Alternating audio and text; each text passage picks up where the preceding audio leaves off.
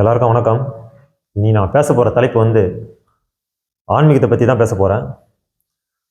ஆன்மீகத்துக்குள்ள என்னென்ன பிரச்சனைகள் இருக்குன்னு அதை பற்றி தான் இப்போ நான் விளக்கமாக சொல்ல போகிறேன்.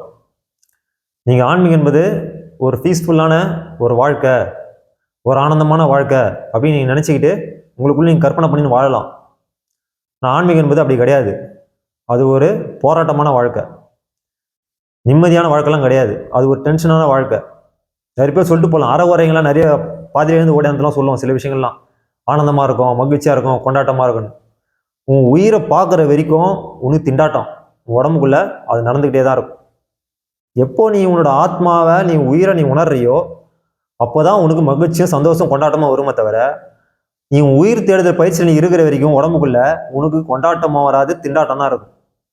நிறைய பேர் உன்னை மண்டையை கழுவி அவங்களுக்கு அடிமையாக்கி வச்சுருக்க சில போதனைகள்லாம் சொல்லலாம். ஆனால் நான் சொல்கிறது எல்லாமே உண்மை, ஃபேட்டு, அனுபவிச்சுதான் சொல்கிறேன். ஆன்மீகம் என்பது ஒரு மகிழ்ச்சியானது கிடையாது. எவன் 100% துன்பத்தை அடைஞ்சி அந்த துன்பமே அவனுக்குள்ள இல்லாமல் போதோ அப்போ தான் அவனுக்கு ஆன்மீகமே மலரும்.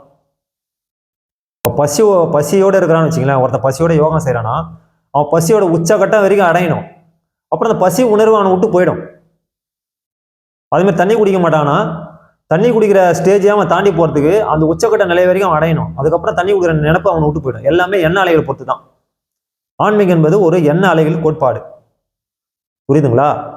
நீ உங்களுக்குள்ள போய் மண்டைக்குள்ள போய் ஆராய்ச்சி பண்ற விஷயம் தான் ஆன்மீகமே தவிர, கதை கேட்டு கற்பனை பண்ணிக்கின்னு அதுபடி வாழ்த்து ஆன்மீகம் கிடையாது. அப்படி பண்ணினா நீ தோத்துருவ, ஃபெயிலு. இப்போ ஆன்மீகம் என்பது ஒரு போராட்டமான விஷயம்தான். உனக்குள்ள அந்த யோகா ஸ்டேஜுக்கு போகும்போது உனக்குள்ள அந்த காற்று மண்டலங்கள் உனக்குள்ள ஒவ்வொரு ஸ்டேஜாக எழும்பும் போது உனக்குள்ள பல எண்ண அலைகள்ல போராட்டங்கள் சில காட்சிகள்லாம் ஏற்படும். ஆனா அது ஒரு ஸ்டேஜுக்கு அப்புறம் மறுபடியும் அது மாறும். அந்த ஸ்டேஜை அப்படியே நிற்கும்னு சொல்ல முடியாது. ஒவ்வொரு கட்டமாக அது மாறிக்கிட்டே வரும். உன் தலை உச்சந்தலை வரைக்கும் இந்த போராட்டங்கள் எப்பவுமே இருந்துகிட்டே தான் இருக்கும். அந்த பூநூல் நாடி இருக்கு பார்த்தீங்களா, உங்க உடம்புல இருக்கிற ஒரு நாடி போகுது, பூநூல் நாடி. அந்த நாடியில் சுவாசம் ஏற ஏற ஏற ஏற உனக்குள்ள பல எண்ண அலைகள்லாம் டைமென்ஷன்லாம் பல மாறுதல்லாம் கொண்டு வரும். அதெல்லாம் உண்மை கிடையாது, அதெல்லாம் ஒரு கற்பனைகள் தான். உயிர் என்பது ஒரு கற்பனை தான். அந்த உயிரை கற்பனை, இந்த வெட்டவெளி சூனியம்தான் உயிராக இருக்குது. அந்த உயிரை சுற்றி ஒரு காற்று வளையம் சுழறதுனால தான் உன் ஆத்மா என்ற ஒரு பிரகாசம் உனக்குள்ள வெளிச்சம் பிரகாசிக்குது. இது எப்படி ஆராயணும்? எண்ணங்கள் மூலியமாக தான் ஆராயுமோ தவிர, உனக்குள்ள நீ கற்பனை பண்ணிக்கின்னு உனக்குள்ள நீ வாழறதுனால அது உனக்கு கற்பனையாக தான் தெரியுமே தவிர உண்மையாக உனக்கு வெளிப்படாது. உண்மையை வெளிப்படணும்னா நீ போராட்டத்தை அனுபவிக்கணும். உனக்குள்ள இருக்கிற இந்த ஆர்கான்ஸ் கேட்குற பொருள் ஒவ்வொன்றும் கேட்கும். அதை நீ கொடுக்கக்கூடாது. முழுக்க வெற்றிடத்தை நோக்கி உன்னோட எண்ண அலைகள் பயணம் செய்யணும். அப்போதான் உன்னோட உயிரோட ஓட்டமோ தெரியும். சும்மா காலை தூக்கின்னு ஆடுறாரு, பரதநாட்டியம் ஆடுறாரு, எனக்கு அவரை ஒளியை பார்த்துட்டேன், அவரோட பிரகாசத்தை பார்த்துட்டேன், அவரோட டான்ஸை பார்த்துட்டேன்றதுலாம் எல்லாமே உன்னோட கற்பனைகள் தான். உயிர் என்பது ஒரு சிறு அரிசி நெல்மணி சைஸ் மாதிரி தான் இருக்கும். அதை நீ எப்போ அடைய முடியும்னா மரண ஸ்டேஜில் தான் உன்னால் அதை பார்க்க முடியும். அந்த அளவுக்கு உன்னோட ஆத்மா பலத்தை நீ பெருக்கணும்.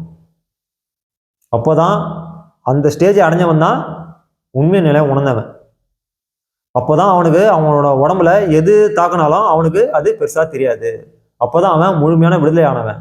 அவனோட ஆத்மா முழுமையாக விடுதலை ஆச்சுன்னு அப்போ தான் சொல்ல முடியும். அது வரைக்கும் அது மாட்டிக்கிட்டு முழிக்குது. இப்போ அதனால் கற்பனையெல்லாம் இறைவனை தேடிக்கின்னு யார் யார் சொல்கிற பேசலாம் கேட்டுக்கின்னு ஆண்டவனை பார்த்துன்னு மனக்குழப்பத்தில் உண்ட நினச்சின்னு இருக்காது. கடைசி நேரத்தில் எல்லாமே வெளிப்பட்டு போயிடும். அதனால் ஆண்டவன் என்பது ஒரு மரணத்தின் கப்பால் பார்க்கக்கூடிய விஷயம். இந்த புலன்கள் வழியாக அதை பார்க்க முடியாது. இந்த உலகம் வேற, அந்த உலகம் வேற, இந்த கான்செப்ட் வேற, அந்த கான்செப்ட் வேற, இதோட மைண்ட் செட் வேற, அதோட மைண்ட் செட் வேற, முற்றிலும் மாறுபட்டது. இதுக்கு அதுக்கும் ஒப்பிட்டு பார்த்து குழிக்குள்ளே போயிடாத, வேஸ்ட்டாக உன் ஆத்மாவை பூமிக்கு சமர்ப்பணம் பண்ணாத. நன்றி, வணக்கம்.